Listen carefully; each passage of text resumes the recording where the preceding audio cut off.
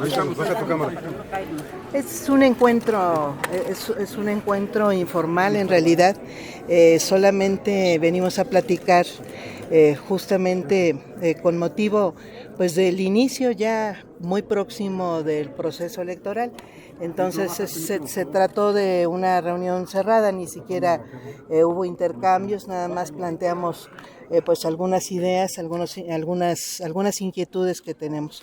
Entonces vamos a estar 3 ministras y es un encuentro que entendemos además pues ha estado también o queda abierto para la presentación de otros posibles aspirantes en su momento. Ministra, pero esta pasarela no se puede confundir con un acto anticipado de campaña. Pues no, porque primero no estamos llamando a votar, 2, no se trata de un evento abierto, más bien pues lo único abierto que estamos haciendo es responderles a ustedes, pero ha sido un encuentro cerrado, que yo creo además que debería ser de interés mutuo, sobre todo pues del Poder Legislativo. Ojalá haya la totalidad de apertura en los otros grupos parlamentarios, que podemos platicar también algunas inquietudes que pueden o que son más bien materia de su propia competencia.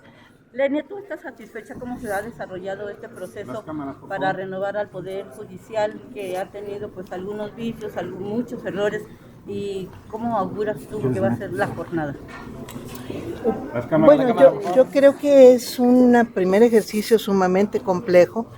Creo que cada uno de los poderes, bueno, sobre todo en el caso de los dos que tienen mayor responsabilidad, que es el Senado y el INE, para instrumentar este proceso, pues han sido sumamente responsables, han estado tratando de salir al paso de varias dificultades que no se preveían en un inicio. Es un reto muy grande por la cantidad de personas que se van a elegir, por no tener ningún antecedente de este tipo de elección, por no tener una división adecuada territorialmente para la elección. Ha implicado pues retos muy fuertes. Además pues incluso pues es otra dificultad que creo yo que se ha tenido pues es no contar con la ayuda del Poder Judicial en su conjunto. Si hubiera coadyuvado también en este proceso, creo que podría haber sido mucho más sencillo, sobre todo la ayuda del Consejo de la Judicatura Federal al momento de la organización de la propia estructura del Poder Judicial para esta elección. Entonces no sucedió, pero lo que ha sucedido creo yo que ha sido muy responsable, porque se ha estado avanzando al ritmo que ha señalado la Constitución, y porque se ha venido resolviendo cada aspecto en cada uno de los momentos que implica pues un proceso sin precedentes. ¿Tú estás convencida de que esta renovación, esta nueva forma de elegir a los juzgadores realmente va a contribuir a que la justicia llegue a todos y no a quienes puedan pagarla?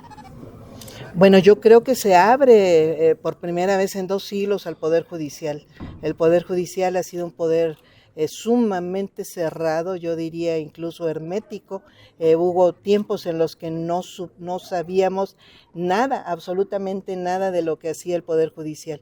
Ya en los últimos años se ha logrado ir sabiendo, no todo ha sido positivo, hemos conocido muchos vicios y creo que la posibilidad de resolver esos vicios está justamente en su apertura. Parte ya de lo que podemos ver como mérito de esta apertura pues es la selección de las precandidaturas, candidaturas próximas, por lo menos ya definidas en boletas electorales, aunque no declaradas así ciertamente, pero estas candidaturas próximas pues son de perfiles sin precedentes. Por primera vez tenemos juristas, hombres y mujeres con perfil fundamentalmente académico, tenemos juristas con perfil de defensa de derechos humanos, con perfil en el litigio, con perfil en la administración pública, con perfil además ciertamente en el propio poder judicial, con carrera judicial. Pero son perfiles que yo creo que van a enriquecer la función, sin duda alguna. Parte de lo que necesitamos es una multiplicidad de perfiles, porque uno de los principales problemas que tenemos, que es el de la corrupción y el nepotismo, tiene que ver con esa forma cerrada de funcionamiento del Poder Judicial.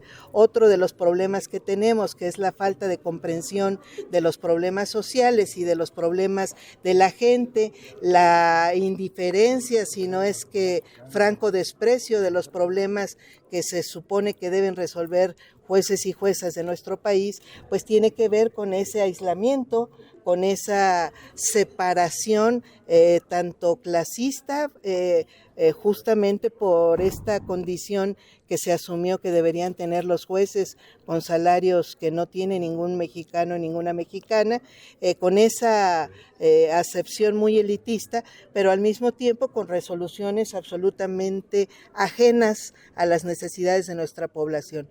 Parte de lo que nosotros venimos promoviendo, que venimos insistiendo, además de que se atienda el acceso a la justicia, entre la que están pues compromisos muy importantes que debe tener en un momento dado el propio Poder Legislativo, como legislar sobre un problema muy básico, que es el Ministerio Público, que todo mundo lo exige a lo largo y ancho de nuestro país, además de tener o de construir una investigación penal mucho más eficaz, pues también necesitamos jueces que respondan a esa investigación, por un lado, la califiquen, se comprometan a combatir desde la función jurisdiccional el enorme problema de la inseguridad pública, pero también de los demás temas. Necesitamos jueces muy comprometidos en resolver los problemas civiles, familiares, de sucesiones, de bienes, que tanto aqueja sobre todo a clases medias bajas, que no tienen, que llegan a tener algún patrimonio, pero no tienen condiciones ni dinero rápido para poder garantizar su certeza jurídica, pero además pues poder resolver los problemas sociales. Tenemos cada vez más derechos sociales y los jueces somos ajenos a la instrumentalización de los derechos sociales. El Poder Judicial debe ser capaz de resolver sobre el derecho a la salud, a la vivienda, a la educación, a la alimentación, a un medio ambiente sano, que son derechos sociales, a la seguridad social, al trabajo. Son los derechos sociales que están aquí en nuestra Constitución y pareciera que no son problema del Poder Judicial, es un problema fundamental y principal de la justicia, tiene que ser también un problema de capacidad de instrumentalización, de justicialización, decimos, desde el Poder Judicial en favor de las y los mexicanos. Entonces este nuevo Poder Judicial viene a ser como una especie de varita mágica, ¿no? De que se acaba el nepotismo, la corrupción, el influyentismo. Es una puerta, es una oportunidad. Si nunca lo abrimos, pues no vamos a tener ni la oportunidad. Si lo abrimos, si además las y los jueces estamos ahora obligados a responder a la gente, a dar cuentas, a actuar transparentemente, porque vamos a estar siendo observados. Por primera vez el Pleno de la Suprema Corte va a asumir el 100% de los asuntos que ingresan a la Corte y por primera vez ese 100% de asuntos va a estarse resolviendo en sesiones públicas. Actualmente se resuelve el 95% en sesiones secretas, solamente el 5% en sesiones públicas. Bueno, eso va a generar una presión muy fuerte al Poder Judicial de la Federación para que actúe transparentemente. Sin duda alguna, no hay magia. La transparencia, pues, puede pensarse que es mágica, pero no hay ninguna conducta automática.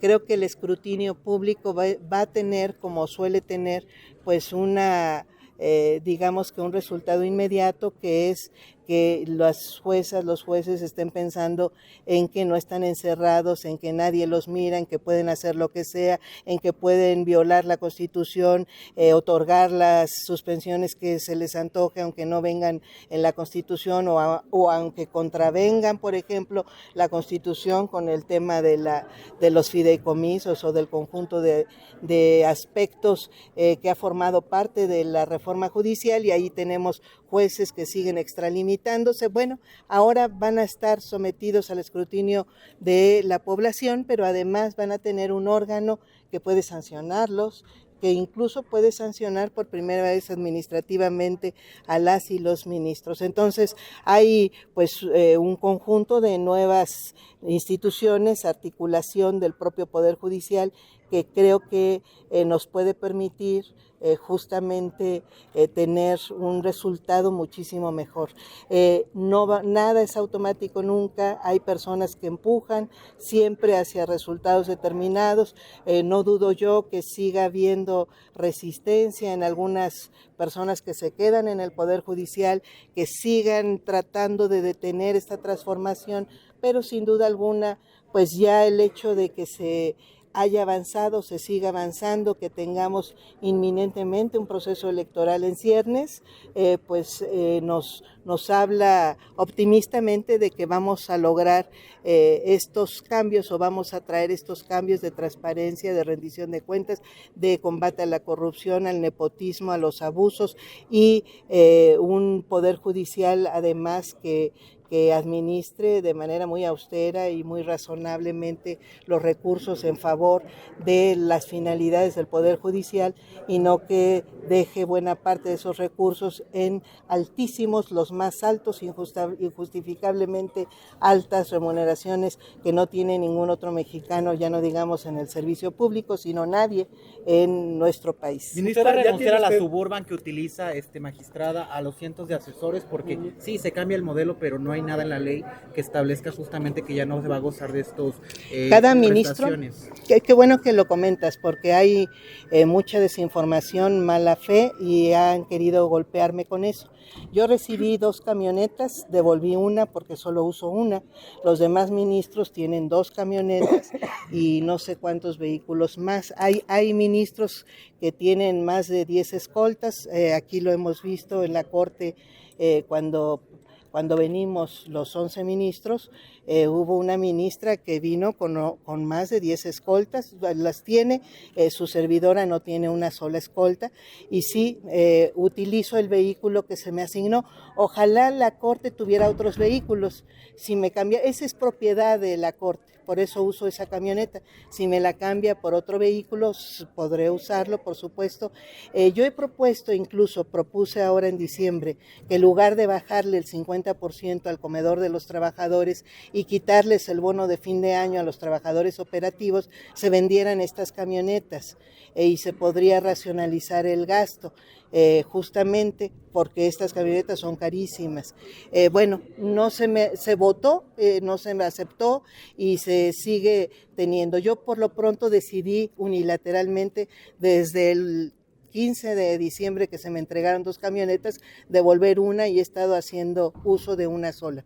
Se dice que tengo asesores, 79 asesores, no tengo asesores, lo que tengo son, 9 secretarios de estudio y cuenta que elaboran en este momento ese equipo de 79 personas que forma parte del equipo de la ponencia de esta ministra, elabora la cantidad más grande de proyectos en los últimos 4 meses, llevamos el primer lugar. Es un equipo que trabaja mucho, y estamos para servirle justamente a la población en esta rapidez de proyectos que deben votarse en la segunda sala y en el pleno de la Corte. Por cierto, esa cantidad es más grande que las de otros ministros, sí, porque soy la única que le puso límites también a las remuneraciones de sus colaboradores. El tabulador de la Suprema Corte permite que los secretarios de Estudio y Cuenta ganen más que el presidente de la República. Su servidora se fue al tabulador menor para cumplir también la Constitución y les pedí a todos mis colaboradores, y afortunadamente cumplieron con esta petición, que no aceptaran las prestaciones ilegales que otorga el Poder Judicial, seguro de gastos médicos mayores y seguro de separación individualizado. Y ninguno de los 79 colaboradores recibe estas dos prestaciones, lo que nos permitió el año pasado es que estas 79 personas que ocupan el mismo monto que los demás ministros, tenemos un monto máximo de 5 millones de pesos que cuestan nuestros equipos de trabajo, el mío cuesta lo mismo que el de cualquier ministro, llego a tener hasta el doble de colaboradores porque no ganan lo mismo y eso maximiza el trabajo. Por supuesto, no hay ninguna persona en mi ponencia que tenga condiciones, digamos que indignas de trabajo, por supuesto que lo cuidamos, pero no hay, ninguno de mis colaboradores cobra ninguna prestación ilegal. Y déjenme nada más, les comento, el año pasado yo devolví 1.300.000 pesos nada más de lo correspondiente a lo que se me pagó en efectivo y dejé de percibir cerca de 2 millones de pesos de prestaciones ilegales que no recibí, lo cual le ahorró nada más de una ministra cerca de 3 millones de pesos, poco más de 3 millones de pesos a la Corte, más 7 millones que le ahorró mi equipo por no recibir esas dos prestaciones. El equipo de una sola ministra le ahorró a la Corte más de 10 millones de pesos y además se venden estas camionetas, se nos asignan vehículos más pequeños, más ahorradores, pues yo sin duda alguna que voy a asumir esta condición. No hago uso de servicios que me parecen a mí absolutamente, digamos que de desperdicio. En la Corte hay dos áreas que se les denomina de atención a ministros, que pues son personas que gastan boletos de avión nada más en hacer compañía a los ministros.